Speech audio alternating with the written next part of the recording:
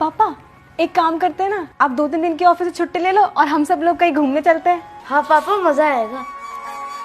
हाँ मैं भी कह रही थी कि कहीं घूम के आते हैं, बड़ा मजा आएगा, बहुत दिन हो गए। हम इस वीकेंड पे गांव चलते हैं दादा दादी के पास। हाँ बड़ा मजा आएगा ये।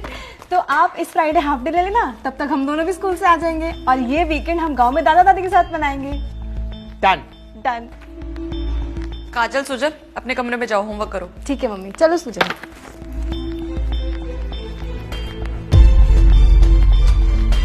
आप भी हाथ मुंह धो लीजिए, मैं खाना लगा देती हूँ।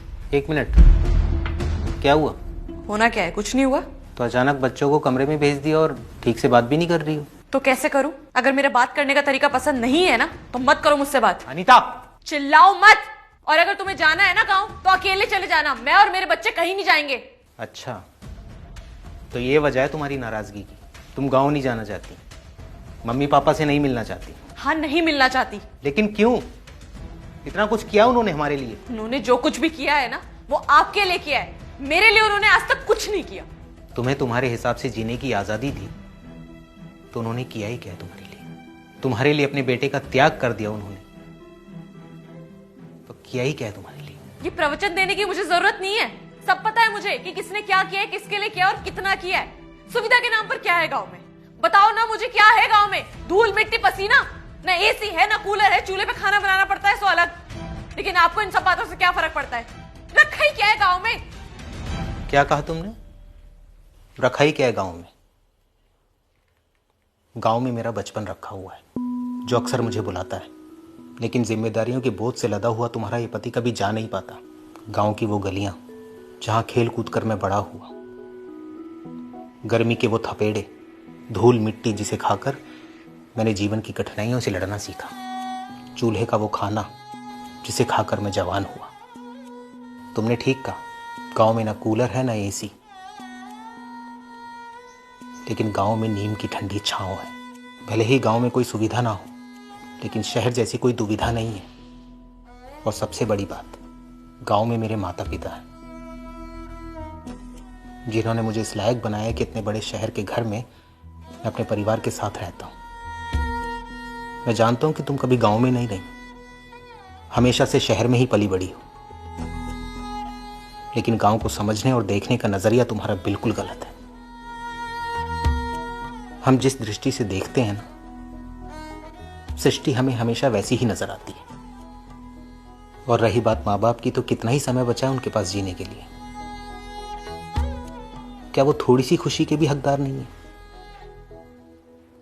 और छोटी मोटी बातें किस घर में नहीं होती अनीता? तो क्या हम इन छोटी मोटी बातों पर रिश्ते तोड़ देते हैं? एक बात बताओ, क्या तुम्हारे माँ बाप ने कभी तुम्हें नहीं डांटा? उन्होंने कभी तुम्हें भला बुरा नहीं कहा? तो क्या तुमने रिश्ता तोड़ दिया? और एक बात बोलूं अनीता, जिस दिन तुम खुद को उनकी बेटी मान लोगी ना, उस दिन वो तुम्हें तुम्हारे माँ बाप लगने लगेंगे। मैं इस वीकेंड बच्चों को लेकर गांव जाऊंगा। मैं नहीं चाहता कि वो उस अनुभव से वंचित रह जाएं जिस अनुभव से तुम वंचित हो।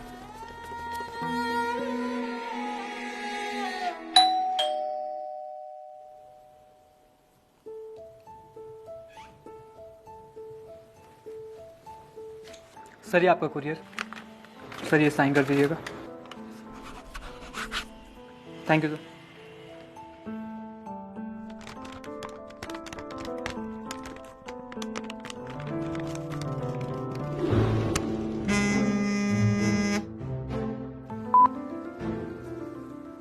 हेलो।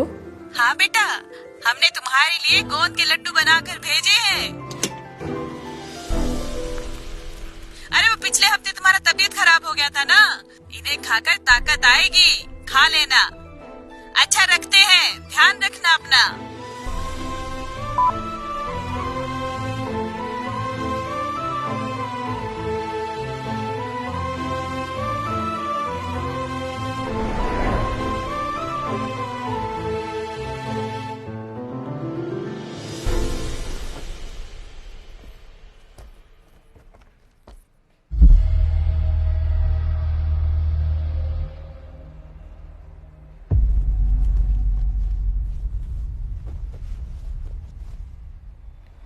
हम गांव के लिए कब निकल रहे हैं?